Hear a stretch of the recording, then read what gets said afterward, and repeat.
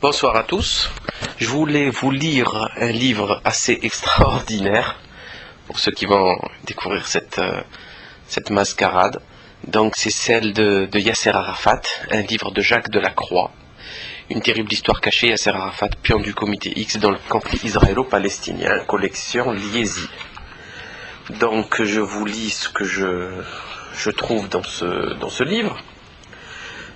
Qui est vérifiable apparemment, très simplement.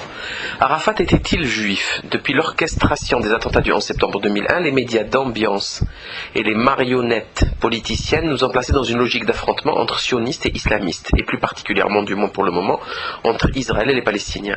Il n'y a pas à revenir sur l'idéologie suivie par les dirigeants israéliens. Par contre, ce qui a été révélé du leader palestinien aujourd'hui décédé dans des conditions d'ailleurs très troublante, est une bombe. Yasser Arafat serait juif. Le docteur Razi Hussein, G-H-A-Z-I, Hussein, H-U-2-S-E-I-N, palestinien, secrétaire du bureau juridique et politique de l'OLP, Organisation de la libération de la Palestine, dévoile dans son dernier livre Yasser Arafat à la solution sioniste de la crise et la solution sioniste de la crise en Palestine, entre guillemets, chez l'éditeur Azari, A-Z-Z-A-R-H-I, à Damas, que Yasser Arafat n'est pas de la famille Al-Husseini de Al-Quds, Jérusalem, comme il a affirmé depuis toujours. Yasser Arafat a eu des origines juives marocaines et son véritable nom était Abdelraouf Al-Qudwa. Abdelraouf Al-Qudwa, A-L-Q-O-U-D-O-U-W-A. Selon l'auteur, Yasser Arafat était juif de la famille Al-Qudwa, du nom du village d'origine de son père au Maroc. À la fin des années 60, on a interrogé Ahmed Jibril Al-Hajj Amin Al-Husseini, mufti de Palestine, mais résident à Beyrouth au Liban, sur les déclarations de Yasser Arafat et sur son appartenance à la noble famille Al-Husseini Al-Maqdisiya. Selon le mufti, Arafat n'a jamais appartenu à la famille Al-Husseini et ses véritables origines étaient au Maroc. En effet, le mufti Hajj Amin Al-Husseini avait demandé des renseignements à Allal Al-Fassi, ancien ministre des Affaires étrangères marocain, sur Abdelraouf Al-Qudwa, le vrai nom de Yasser Arafat. L'ancien ministre avait alors répondu que sa famille venait d'un village peuplé en majorité de juifs du nom de Al-Qudwa au Maroc. D'après l'enquête du docteur Razi, Moussa Al-Maghribi, le cousin de Yasser Arafat, a précisé que celui-ci avait changé de nom pour devenir Moussa Al-Husseini et qu'il avait délaissé une fortune de 200 millions de dollars lorsqu'il avait émigré vers le Moyen-Orient. Moussa Al-Maghribi a également confirmé les origines juives marocaines de Arafat. D'après un officier militaire de l'armée de libération de la Palestine, Moussa Al-Maghribi lui avait certifié que lui et sa famille étaient venus du Maroc et qu'ils s'étaient installés au Caire en Égypte, juste à côté d'une synagogue. De plus, la sœur de Yasser Arafat, al-Mouminin, a informé le docteur Razi que son frère Yasser passait toutes ses journées dans un quartier juif du Caire lorsqu'il était plus jeune. Le docteur Razi Hussein écrit à la page 13 de son livre, j'ouvre les guillemets, « J'ai lu une fois le livre Fatah en anglais, F-A-T-A-H, j'y ai aperçu le nom d'un ingénieur français, Roger Al-Qudwa, qui travaillait au Koweït. Quand Roger Al-Qudwa a appris qu'un certain Abdelraouf Al-Qudwa et Yasser Arafat dirigeaient le mouvement Fatah, il a quitté le Koweït pour aller à sa rencontre et lui demander des explications. Arafat ayant appris cela a organisé l'élimination de Roger Al-Qudwa. Voilà, donc c'est quand même assez hallucinant. Pour ne pas se faire démasquer. D'après les récits à ce sujet, l'ingénieur français Roger Al-Qudwa était membre de la famille Maghribi qui avait immigré en France. Selon le docteur Ghazi, qui cite l'auteur du livre 30 ans de gâchis, entre guillemets, le meurtre de Roger Al-Qudwa a été confirmé par deux résistants soudanais du mouvement Fatah, le Fatah. Ces deux hommes venaient du camp d'entraînement d'Al-Rouar, près de As-Solta au Soudan. Ils ont précisé comment ils ont assassiné l'ingénieur français à l'aide d'une mine antipersonnelle déposée sous son lit. Yasser Arafat est né dans le quartier à majorité juive du Caire, dit As-Sakakin. Son père est venu de Al-Qudwa au Maroc. Il s'est marié à une femme arabe proche de la famille Husseini. Puis ils ont émigré vers le Caire. Entre parenthèses, Al-Watan, 11 décembre 1996. La mère de Yasser Arafat est morte en 1933, laissant derrière elle 7 enfants, 4 garçons et 3 filles, Abdelraouf Yasser, Khaled, Mustafa, Fathi, Inham, Khadija et Yassar. En 1966, le Haut Comité de l'organisation Fatah décide de mener une enquête sur Yasser Arafat et ordonne son expulsion du mouvement pour les raisons suivantes. Arafat a présenté de faux rapports de son travail et il a émis des faux documents au nom de l'organisation. Arafat s'est rebellé contre les ordres et les décisions prises par le mouvement et ne les respectait pas et faisait tout pour les saboter. Il imposait sa politique aux autres et il soudoyait avec de l'argent d'autres membres pour qu'ils acceptent de suivre ses décisions afin de mettre en minorité le Haut Comité de l'organisation Fatah. Il gaspillait l'argent qui lui étaient attribués pour des missions afin que l'organisation n'atteigne jamais ses objectifs. Il donnait des secrets de l'organisation Fatah à des éléments étrangers. Il effectuait des voyages vers Chypre clandestinement sans l'autorisation de ses supérieurs. Lors de cette crise au sein de l'organisation Fatah, Arafat s'en est sorti en éliminant son rival Youssef Arabi, chef de l'aile militaire du Fatah. Arafat a également écarté Adel Abdelkarim, Abd Allah Danan. Il a fait emprisonner en Jordanie ses adversaires au sein de l'organisation, Abdessalam El-Amouri, Mahmoud Moussada, Galeb Barakak, Walid Abu Sha'ban. En octobre 1973, l'État sioniste a assassiné les 3 hauts dirigeants du mouvement Fatah, Abu Youssef al-Najjar, Kamal al-Oudouane, Kamal Nasser, dans leur maison, toutes situées sur la rue Ferdan à Beyrouth. Arafat était au courant de l'opération israélienne depuis une semaine, mais n'a rien fait de concret pour empêcher les assassinats. D'après le docteur Razi, Jamal Sourani, représentant de l'organisation au Caire, affirme que le chef des services de renseignement d'un pays arabe avait informé personnellement Yasser Arafat à Beyrouth des projets de l'entité sioniste d'éliminer les hauts dirigeants du Fatah. Il avait même donné la date de l'opération. Arafat n'a rien fait et s'est tué à ce propos. Il a même contribué à couvrir l'opération israélienne. De même, le responsable du renseignement militaire du Fatah, Abu Zahim, qui travaillait avec Arafat, confirme que celui-ci était au courant de l'opération et que le chef du commando israélien était Ehud Barak. Un autre membre important du Fatah, Abu Iyad, corrobore les témoignages précédents. Il déclare que Arafat est allé rendre visite aux 3 hauts dirigeants du Fatah juste avant l'arrivée des Israéliens, comme pour s'assurer qu'ils étaient bien là. Abu Iyad a alors averti clairement les gardes d'un danger imminent. Il a même entendu Arafat dire aux dirigeants que peut-être un sous-marin israélien viendrait les enlever à Beyrouth. Ceux-ci lui répondirent par des sourires. Quelques minutes après, Ehud Barak et son commando arrivaient dans des voitures de location et ils éliminaient les cerveaux du mouvement Fatah. Il faut noter aussi que cette opération arrivait à point nommé pour Yasser Arafat qui était en conflit avec Abu Najjar, conflit qui était sur le point de tourner en un affrontement militaire au sein du Fatah entre Arafat et Abu Najjar pour le contrôle de l'organisation. Le 5 mars 1973, l'élimination de Abu Youssef, un autre membre imminent du Fatah, donnait le contrôle total de l'organisation à Yasser Arafat. Dans les pages 18, 19 et 20 du docteur Ghazi Hussein affirme que Yasser Arafat a éliminé d'autres membres influents de l'organisation Fatah, Zayn Mohsen, Majid Abu Sharar, Saad Sahil, Abu Jihad, lui a été assassiné à Tunis par Ehud Barak et son commando. Arafat s'en est retrouvé renforcé, il avait les pleins pouvoirs sur l'organisation. Tous ses opposants avaient été tués ou emprisonnés. Abu Iyad l'Ensevidel a lui aussi été tué, ainsi que Abu al-Houl. Tous ses successeurs ou rivaux potentiels furent écartés de la scène, seul à rester Arafat. Afin de dissiper les doutes qui pesaient sur lui, Arafat a alors entamé une campagne de diffamation et de calomnie sur toutes les personnes qui osaient douter de lui ou qui se demandaient comment il avait fait pour échapper à l'hécatombe et au massacre des principaux dirigeants du Fatah. Arafat a ainsi fait croire qu'une menace permanente planait sur lui et qu'il devait changer tous les jours de lieu. Ses déplacements étaient tenus secrets, ses gardes goûtaient ses repas avant lui de peur qu'il ne soit empoisonné. En vérité, ce fut une stratégie pour éloigner le regard indiscret, créer le mythe Arafat, le champion, l'intouchable, le fugitif pourchassé par les Israéliens, auquel il ne fallait plus poser de questions sur ses anciens camarades, qu'il avait soigneusement pris soin d'éliminer. Celui qui s'en sortait toujours, alors que ses compagnons avaient été décimés. Cette stratégie lui a permis de dissiper les soupçons de ses collaborateurs et tirer profit de la situation pour le contrôle d'une des plus grandes factions de la résistance palestinienne, désormais entièrement contrôlée par l'entité sioniste. À cette époque-là, selon la presse internationale, Golda Meir, alors première ministre de l'entité sioniste, a fait rayer le nom de Yasser Arafat de la liste noire des personnalités palestiniennes à abattre par le Mossad. Lors de l'invasion du Liban en 81, Ariel Sharon avait ordonné à ses troupes d'avertir Yasser Arafat à Beyrouth lorsque les tanks israéliens seraient à portée de canon de lui, afin de lui laisser le temps de s'échapper. Dans son mémoire de 1989 de Beyrouth à Jérusalem, Thomas Friedman écrit que l'intimidation physique était un obstacle majeur à la sincérité des reportages de Beyrouth pendant les années où l'OLP de Yasser Arafat tenait le sud Liban sous sa coupe. Le livre du docteur Ghazi Hussein dévoile aussi d'autres secrets sur les relations entre Abu Mazen et les Israéliens et son clan qui dirige et domine de manière dictatoriale la bande de Gaza. Ils sont tous exposés dans le livre du docteur Ghazi Hussein, j'ouvre les guillemets, Yasser Arafat et la solution sioniste, la crise en Palestine, fermez les guillemets. Selon Ahmed Mansour, journaliste égyptien de la chaîne qatariote satellitaire Al Jazeera, Yasser Arafat est un sioniste. Le journaliste a commencé son investigation sur lui il y a 2 ans et il révèle dans son nouveau livre des faits troublants. En 1993, lors de la signature des accords d'Oslo à Washington, Bill Clinton avait organisé une réception juste avant. Étaient présents ce jour-là Moubarak, le roi Hussein de Jordanie, Arafat, Shimon Peres, Rabin, les hommes d'affaires, des diplomates et des journalistes triés sur le volet. Rabin a alors pris à partie Arafat devant tout le monde en lui disant « Je me demande si tu es juif ». Arafat a paru extrêmement gêné, mais toute l'assistance a ri et applaudi quelques minutes. Rabin a continué en déclarant que Arafat avait tous les traits de caractère d'un juif. Dans la tradition juive, on reconnaît un juif dans l'art qu'il a de parler. Je pense vraiment que tu ne peux être que juif, tu en as les traits. Rabin savait ce qu'il faisait, et ses paroles étaient choisies, calculées. Il a essayé de dévoiler les véritables origines de Yasser Arafat. Rabin a été éliminé quelques mois plus tard.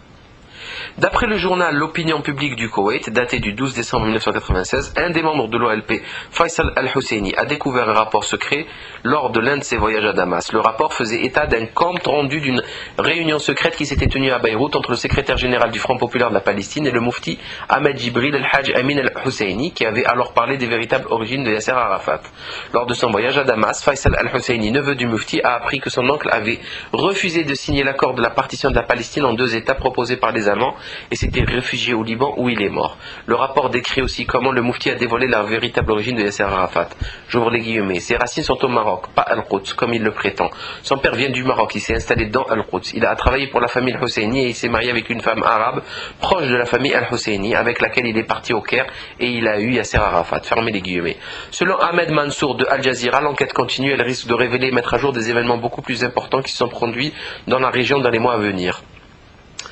Source de cette information, service de renseignement stratégique News STCOM. Il est vrai qu'Arafat a longtemps gouverné les Palestiniens à la manière d'un parrain de la mafia, en terrorisant les uns, en destinant sa protection aux autres, en faisant main basse sur l'économie et les finances. Ce fut sa méthode au sein du Fatah, l'organisation nationaliste créée en 1959 sous les auspices des services secrets de Nasser. Il a transposé cette méthode à la tête de l'organisation de l'OLP, mise sur pied en 1964 et dont il devint le chef 4 ans plus tard en 1968 avec l'appui des soviétiques dans le Fatahland, la principauté qui s'est étayée au sud Liban de 1975 à 1982. C'est ainsi qu'était géré l'État palestinien autonome mis en place en Cisjordanie et à Gaza à partir de 1994 à la suite des accords d'Oslo. En 1991, les Palestiniens avaient tenté une première fois de casser ce système. Arafat était doublement affaibli par la chute de l'URSS et la défaite de l'Irak lors de la première guerre du Golfe, mais les accords d'Oslo l'avaient remis en selle. C'est l'échec de la seconde intifada, le conflit sanglant avec l'Israël déclenché en septembre 2000 qui a provoqué la révolte actuelle, celle qu'Arafat affronte juste avant sa curieuse hospitalisation parisienne et son décès. Le 26 novembre 2002, l'autre grand journal libéral arabe Al Hayat publiait un texte de Mahmoud Abbas, un ancien collaborateur du Raïs. Avec les accords d'Oslo, nous étions entrés dans une phase de construction. Nous obtenions des capitaux et des investissements. Ce qui s'est passé depuis 2 ans se résume à la destruction de tout ce que nous avions réalisé depuis Oslo et même avant. Fermez les guillemets. Au printemps 2003, Abbas devient le premier chef d'un gouvernement palestinien régulièrement investi par le Parlement de Ramallah. Les manœuvres d'Arafat le forcent à démissionner 6 mois plus tard. Mais son ministre des Finances, Salem Fayed, a pu réunir un dossier accablant sur la gestion financière du Raïs que le FMI rend public. 900 millions de dollars prélevés sur l'aide internationale ont été détournés. D'autres enquêtes aboutissent à des chiffres beaucoup plus élevés, encore 5 milliards de dollars au plus. Chacun l'a compris, afin de mener à bien la mission qui lui a été dévolue comme pion du comité X, entre guillemets. Dans le conflit israélo-palestinien, Yasser Arafat a eu besoin d'argent, de beaucoup d'argent. Pourtant, diront certains, il ne menait pas grand train. C'est vrai. D'ailleurs, le leader palestinien était relégué depuis 3 ans par les troupes israéliennes dans son quartier général de Ramallah, la Moukata, vivant, pensions-nous, sous la menace permanente d'une liquidation physique. En fait, en prenant de l'âge, le personnage ne cherchait pas la fortune. Le pouvoir seul lui importait, même si ce pouvoir n'était qu'une illusion. Comme l'homme au kéfi a besoin de beaucoup d'argent, il a construit une nébuleuse financière passant par Genève et des paradis fiscaux. Les enquêteurs du FMI ont découvert d'étranges transactions. En effet, écrit Capital, depuis plusieurs mois, des bataillons de vérificateurs dépêchés par la Commission européenne, le FMI et la Banque mondiale ont entrepris de passer au crible les comptes de l'autorité palestinienne, le gouvernement provisoire des territoires occupés par l'Israël. Au point qu'il n'est plus rare de croiser des auditeurs cravatés d'Ernst & Young et de Deloitte & Touch sur les routes défoncés de Cisjordanie et de Gaza. Leur mission, essayer de mettre au jour les détournements de fonds présumés dont Yasser Arafat se serait rendu coupable entre 1994 et 2002. Plus ennuyeux encore pour l'homme au kéfier, son propre ministre des Finances, Salam Fayyad, un ancien haut responsable du FMI qui lui a été imposé par la communauté internationale en juin 2002, c'était ça ou la suppression de la dette étrangère, passe lui aussi ses journées à reconstituer les circuits financiers occultes mis en place par son président. Il est grand temps d'imposer la transparence, martèle dans tous ses discours ce docteur en économie de l'université du Texas. Il n'est sans doute pas au bout de ses surprises. Dans le dernier classement des fortunes mondiales publié par Forbes, Arafat pointe à la 6e place de la catégorie roi, reine et despote, juste derrière la reine d'Angleterre. Le magazine américain qui a réalisé un inventaire approximatif de ses comptes en banque et de ses participations estime son patrimoine à au moins 300 millions de dollars. Sans donner plus de détails, encore ce chiffrage est-il probablement minoré. Les services secrets israéliens, il est vrai complètement impartiaux, évaluent pour leur part les avoirs du chef de l'ONP à 1,3 milliard de dollars. Comment ce fils de petit commerçant né au Caire, qui a débuté sans le sou comme ingénieur civil au Koweït dans les années 50, a-t-il pu se constituer un tel trésor? Comme les Shadok, en pompon. À en croire un rapport du FMI publié en septembre dernier et confirmé par les investigations du ministre Salem Fayed, le chef de l'ONP dont l'entourage n'a pas souhaité répondre à Capital, aurait en effet détourné plusieurs centaines de millions de dollars des caisses de l'autorité palestinienne. Ce pillage en partie réalisé à son profit personnel aurait débuté en 1994 et se serait accéléré en 1996. Lorsque Yasser Arafat est élu à la présidence de cette institution, on a saisi les rênes financières. Jusqu'à l'arrivée de son actuel ministre des Finances, pas une seule opération de trésorerie, pas un seul paiement ou encaissement qu'il n'ait personnellement contrôlé, organisé ou approuvé. Un seul homme connaissait les arcanes de ces transactions, Mohamed Rachid, un ancien journaliste kurde irakien dont Arafat a fait depuis les années 90 son conseiller financier personnel. Derrière un épais écran de fumée entretenant la confusion entre leur propre argent et les fonds publics qu'ils géraient, les deux hommes pouvaient agir à leur aise. Où puisaient-ils? En premier lieu, dans le produit des taxes sur les carburants collectés par les Israéliens pour le compte de l'autorité palestinienne. Entre 1996 et 1999, affirme le FMI, une partie de ces sommes était reversée sur un compte de la banque Leumi à Tel Aviv, agence Hashmou Naïm, ouvert au nom de Yasser Arafat et de Mohamed Rachid. À l'époque, nous souhaitions donner au chef de l'OLP les moyens de lutter contre ces éléments les plus radicaux, se justifiait un ancien membre des services de renseignement israéliens. Cette réponse est un pur mensonge, puisqu'il ressort de ce flot d'informations que Yasser Arafat paraît comme un complice des agents du Likoud, puisque c'est eux qui lui donnaient des sous pour qu'il puisse lutter contre ces éléments les plus radicaux. C'est quand même assez hallucinant. Et il fait travailler son argent chez eux, et ils disent ça, enfin, c'est dingue. Se justifie un enseignement de service secret, renseignement israélien. Toujours selon la FMI, les deux hommes détournaient aussi une partie des droits de douane ainsi que de la TVA récupérée sur les produits importés en Palestine. Ils prélevaient en outre dans les trésoreries des entreprises publiques détenues par l'autorité palestinienne, et en particulier les monopoles de distribution du ciment, du pétrole, du tabac et encore de la farine. Comme si cela ne suffisait pas, les Israéliens accusent depuis 2 ans Arafat d'avoir utilisé une partie des aides européennes à l'autorité palestinienne pour financer des organisations terroristes. Test qui n'a pour le moment pas été confirmé par Bruxelles. Au total, d'après le rapport du FMI, les sommes indûment prélevées sur le budget palestinien atteindraient 898 millions de dollars rien qu'entre 1995 et 2000. Selon les témoignages et les documents qu'a pu recueillir Capital, une partie non négligeable de ce magot, au moins 225 millions de dollars, a été versée sur un compte en Suisse. Ce transfert a d'ailleurs été difficile à organiser pour les leaders palestiniens. Échaudés par les scandales Mobutu et Marcos, les Suisses n'étaient en effet pas très chauds pour ouvrir leur coffre à ces fonds secrets. Pour débloquer la situation, le fidèle Mohamed Rachid a donc dû faire appel début 1997 à 2 ex-membres des services secrets israéliens reconvertis en hommes d'affaires, Yossi Ginosar et Uzrad Louv, Uzradlew. J'ouvre les guillemets. Nous avons rassuré les Helvètes en leur garantissant qu'il s'agissait d'argent officiel, placé là pour le compte de l'autorité palestinienne. Fermez les guillemets, raconte Louv. Le compte principal, il en existerait d'autres, fut finalement ouvert à Genève en février 1997 à la prestigieuse banque Lombard-Odier et compagnie, au nom de la société d'investissement Ledbury Global Inc., domiciliée aux îles Vierges britanniques. Ces 2 seuls ayants droit étaient Yasser Arafat et son fidèle conseiller. Mais Uzrad Louv possédait un mandat de gestion avec mission de faire fructifier les fonds. Selon les relevés de la banque Lombard-Odier, en notre possession, 227,4 millions de dollars ont été crédités sur ce seul compte entre 1997 et 2000, pour une bonne part en provenance de l'Arab Bank de Ramallah. À quoi a servi cet argent? Mystère. Les relevés mentionnent plusieurs virements de 5 millions de dollars sur un compte de la banque cantonale de Genève et surtout un transfert de 65 millions réalisé le 24 août 2001 en faveur d'une banque londonienne non précisée. J'ouvre les guillemets, c'est Mohamed Rachid qui a pris l'initiative de cette opération sans m'en avertir, se défend Uzrad Louv.